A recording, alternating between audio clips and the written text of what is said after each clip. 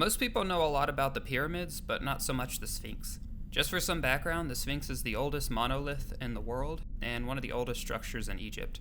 It was also more ancient to the Romans than the Romans are to us, and we still aren't sure who created it. In fact, it was discovered already buried by Pharaoh Thutmose IV. A lot of this research was based on Egyptologist Salim Hassan, so a lot of quotes are going to be used from his 100-year-old journals. Let's get started.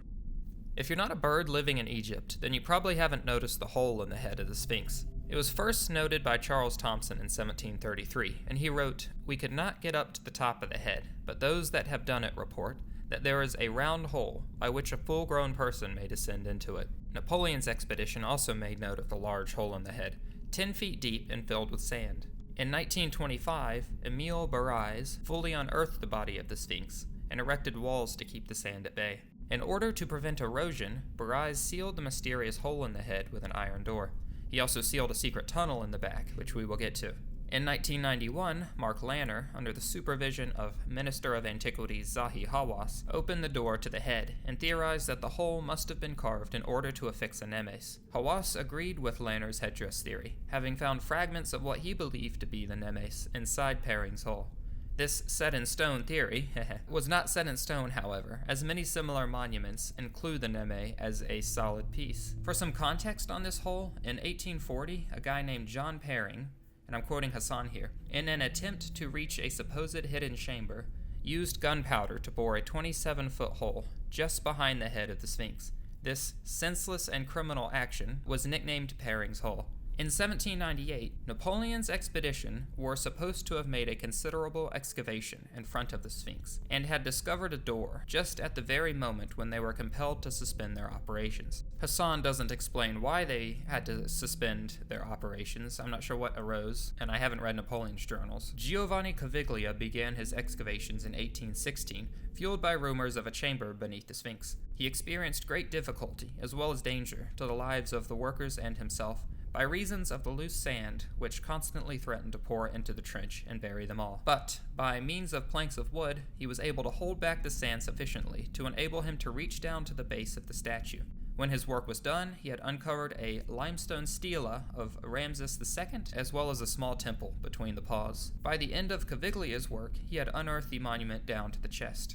In 1853, Auguste Mariette, or Mariette, sorry if I'm butchering the French language, the founder of the Egyptian Ministry of Antiquities, began examining the Sphinx. After battling the constant sands as well, he lost patience and went to explore the Khafre Valley Temple, not returning for a full 5 years. Mariette also shared the general opinion that there was a hidden chamber concealed in or under the Sphinx. During excavations, some of the local inhabitants, who claimed to have been present during Napoleon's expedition, told Mariette that they had seen a door, which they said led into the body of the Sphinx. Others went one better and said that it led up to the second pyramid! Enter Gaston Maspero in 1880. His interest in the Sphinx was first to provide the spectacle of the Sphinx revealed to the Antiquities Department and to tourists. His second reason was the influence of the locals, who believed the monument contained the tomb of King Harmachis. The Arab writers were also convinced that the Sphinx covered a subterranean chamber, which they expected to find full of treasure. Maspero argued that perhaps one might recognize a grain of truth in the tradition related by Pliny and the Arab writers. Maspero wasn't blindly following rumors, though. Hassan explains his theory. The monuments upon which the Great Sphinx is figured show the statue couchant upon a pedestal, as high as the statue itself. He states that the Egyptian artists would not neglect to include a subterranean chamber, from mere caprice, and theorizes that, if the Sphinx was represented as couchant upon a pedestal, it very probably was so. If we admit the existence of a pedestal, the story related by Pliny would not be impossible, and the tomb might exist not in the body of the Sphinx itself, but in the rectangular mass upon which it is couched. If the Sphinx itself was repeatedly buried by the sand, how much more rapid would be the burial of its pedestal? Perhaps it had not been visible since the time of Khafre. It had certainly been forgotten by the time of Thutmose IV, and he did not descend lower than the level of the paws. If it had a pedestal in which tombs were cut, they must have been buried at such a remote time, perhaps before the erection of the pyramids, that some of them might have escaped pillage. Whereas Mariette denied the fact that the Sphinx rests upon a pedestal, in the manner in which is often shown upon the stelae, Maspero believed the depictions in the dream and Ramses II stele indicate otherwise. Maspero proceeded to and struggled to obtain funding with the intention to experiment with the trenches in order to see if the pedestal existed or not, adding that the excavation would give all Europe the chance to share in the honor of the discovery. With his new plan to dig trenches alongside the body of the Sphinx, he predicted, if one encounters only rock, this hypothesis is false, and one is limited to bringing to light one of the most astonishing works of antiquity. If, on the contrary, one encounters sand at a depth of about 8 or 10 meters below the level of the pause, the pedestal exists, and who knows what one may hope to find. The Fellaheen, as well as the people of Cairo, refused, and still do refuse, to believe that the excavations were carried merely for the sake of science. 20 stories of hidden treasure, originated by the old Arab writers, were revived. According to the most authentic account, Maspero was searching for the Cup of Solomon, the son of David, which was buried under the Sphinx. This cup was said to have been cut from a single onyx of great size, and possessed peculiar properties. When liquid was poured into it, it at once began to spin around, and if it turned from right to left, it was a sign of prosperity. But if the liquid turned from left to right, it was an omen of calamity. It was not explained how the Cup of Solomon came to be hidden under the Sphinx. Anyhow, the Afrits were playing a bad joke on poor Maspero, and he never found this mysterious and most useful cup. Shortly after beginning work, Maspero was summoned to Upper Egypt by the Ministry of Antiquities, and his excavation duties were passed to Brugsch Bey. Bey did his work well, but after 15 days he became impatient and moved the work to beneath the chin of the Sphinx. Results were quickly forthcoming, and most of what Caviglia had seen, the stela of Thothmes IV and the little temple between the paws of the Sphinx, were again laid bare. Upon return, Maspero's last act was the purchase of larger, more efficient carts for hauling away sand, which he regretted not using from the start. Nearing the end of his timeline for the excavation, his primary duty, Maspero did not get the chance to begin digging his trenches. Hassan notes that it is unfortunate that it was not until the very end of his administration that he hit upon a sound mode of procedure. His predecessor, Grabout, abandoned the excavation soon after. The primary cause today of speculation and intrigue regarding what may lie beneath the Sphinx is due in large part to the mystic Edgar Cayce, born 1877. His most notable predictions include the stock market crash and the Second World War, while some of his more questionable claims involve extraterrestrials, giants, and Atlantis.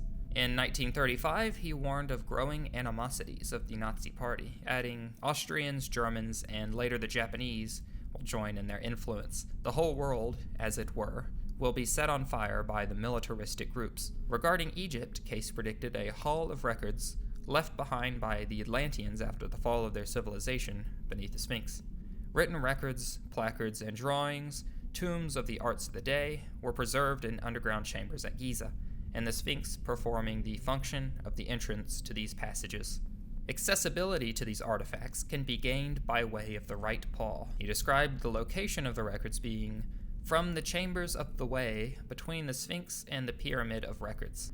Cayce also makes mention of an empty sarcophagus, never intended to hold a mummy, but was a symbol that death is physical and not spiritual. Today, Cayce lives on through the Association for Research and Enlightenment, ARE. In 1977, Lambert Dolphin took part in a research project funded by the Egyptian Ministry of Antiquities and ARE to apply ground-penetrating radar techniques to explore beneath the Giza Plateau, essentially using echolocation, as dolphins are wont to do.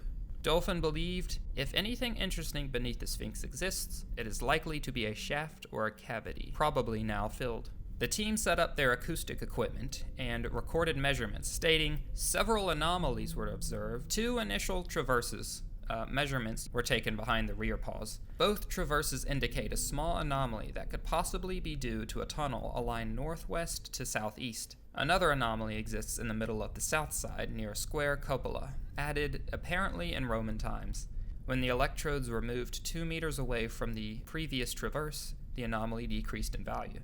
This is typical of the behavior expected from a vertical shaft. There are 2 anomalies in front of the front paws of the Sphinx, suggesting a cavity or shaft as much as 10 meters deep. Noting 5 total findings, Dolphin theorized one of which could be a shaft, another a tunnel. Lanner's second find was a square hole previously hidden by sand in the back left of the Sphinx.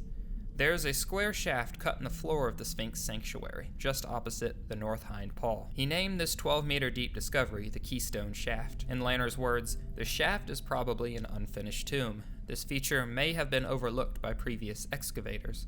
When asked if he planned to open the door to the Keystone Shaft, Zahi Hawass replied, "No, I am not going to open it. We have other things really to do."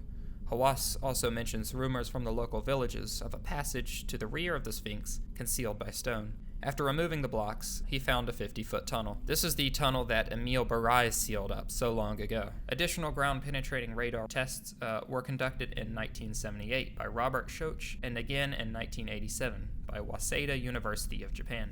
Schoch wrote in his report, "In conclusion, only natural anomalies, flaws, and cavities were found. To this day, I remain skeptical about the existence of any rooms, cavities, tunnels, or voids under the Sphinx." But he noted, rubble-packed or water-filled rooms could possibly escape detection. ARE was not the only high-profile and controversial figure present on these projects. Dr. Zahi Hawass, head of the Egyptian Ministry of Antiquities, and a man whose archaeology career has been described as a rise to power by the New York Times, was overseeing the operation, and he ordered Schoch's site shut down. Hawass justified the decision by stating, "I have found that their work is carried out by installing endoscopes in the Sphinx's body and shooting film for all phases of work in a propaganda, but not in a scientific manner." When accused of obstructing archaeological research, Hawass responded by calling critics and fringe theorists pyramidiads. He also kicked Beyoncé off of a tour for being rude. I'm not going to get too into this first part, but there were these photographers who found a shaft, and Zahi Hawass pretty much stole that discovery from them. They didn't report it because their archaeology permit was expired. They only had a photography one. In 1945, Salim Hassan made the largest and most important discovery yet, a tomb 3 chambers deep and flooded with water, located midway between the Sphinx and the second pyramid. Musborough was aware of this, as the local village children would frequently swim in the hole. One of his own children is even rumored to have drowned in these chambers, and it's included on his maps. Salim Hassan also explored the tomb, noting several burial chambers, in each of which is a sarcophagus. 2 of these sarcophagi, which are of basalt and are monolithic, are so enormous that at first we wondered if they contained the bodies of sacred bulls. Hassan's exploration was limited to the first 2 levels, adding that the next room was visible through the water, and for 4 years he tried in vain to drain that last chamber. Hawass was tipped off by guards reportedly swimming in and drinking the crystal-clear waters of what they believed to be an insignificant hole. He also heard rumors that there were tunnels leading from the shaft that connected with the Great Pyramid and the Sphinx. In 1999, a team of divers was sent to explore the now fully flooded chambers. They discovered nothing on the first level, likely due to Hassan's prior visit. On the second level, they discovered 6 smaller chambers, 4 sarcophagi, and various artifacts such as pottery and human bones. The chambers were finally drained, and Hawass found a black granite sarcophagus weighing 11 to 12 tons, surrounded by pillars. He writes, "The Osiris shaft, in my opinion, can be identified with the underground tomb surrounded by water, brought by a canal that was mentioned by the Greek historian Herodotus, who visited Egypt in the 5th century. Due to a layout similar to other tombs dedicated to Osiris, as well as the finding of several Osiris amulets, Hawass concluded, it is my contention that this shaft complex is a dummy tomb for the god Osiris." As Edgar Cayce prophesied, before the year 2000, a hollow tomb was indeed discovered, right between the Sphinx and the second pyramid. The last unexplored section of the tomb was a tunnel facing east, towards the Sphinx. A child was sent to investigate further, but it became too narrow to pass. A TV crew asked Hawass about his feelings towards the Cayce prophecy, and in his own words, here is his answer. Zahi, the American prophet Edgar Cayce talked years and years ago about a lost civilization, hidden tunnels that would lead to answers about it. Could this have anything to do with that? You know, Susie, Cay-see, Edgar Cayce and lost civilization, it's a legend, it's a myth. The Arabs in the last century, they talked about all of this, and psychic brought it to us back. But, to be fair, I did not excavate this tunnel yet. Then really I don't know where it leads us. But I always say that you never know what the sand and the tunnels of Egypt may hide. In the following years, the US government began investigating Hawass's connection to the National Geographic Society, suspecting him of providing special access to historical sites in exchange for under-the-table payments. Meanwhile, he began hosting his own television show. He could apparently smell a camera from 1,000 feet away, and had started a clothing line under his own name. His best seller was his look-alike Indiana Jones fedora, which he claimed he made more famous than the films did. Backlash quickly followed as he was criticized for commercializing Egyptian history, as well as using ancient artifacts as a backdrop for a photo shoot. The company claims the artifacts were either replicas or edited in, and that all profits go to a children's cancer charity. Most recently, Hawass earned a growing disdain among many Egyptians for his closeness to the then president dictator Hosni Mubarak, and was later tried for the suspected theft of some missing artifacts. Following the Egyptian Revolution in 2011, he was removed from his post, the most powerful archaeology position in the world. In recent years, he's become more active again, writing books and hosting tours. Hawass began his career fighting to maintain Egypt's all-important tourism economy post 9/11, when fears of traveling to the Middle East were widespread. Hey, thanks for watching. For more information on what's under the Sphinx, look up Caviglia and Henry Salt, or read the wiki on the Hall of Records. If you enjoyed the video, leave a like and hit the subscribe button, and stay tuned for another one about pirates or aliens. Have a good one.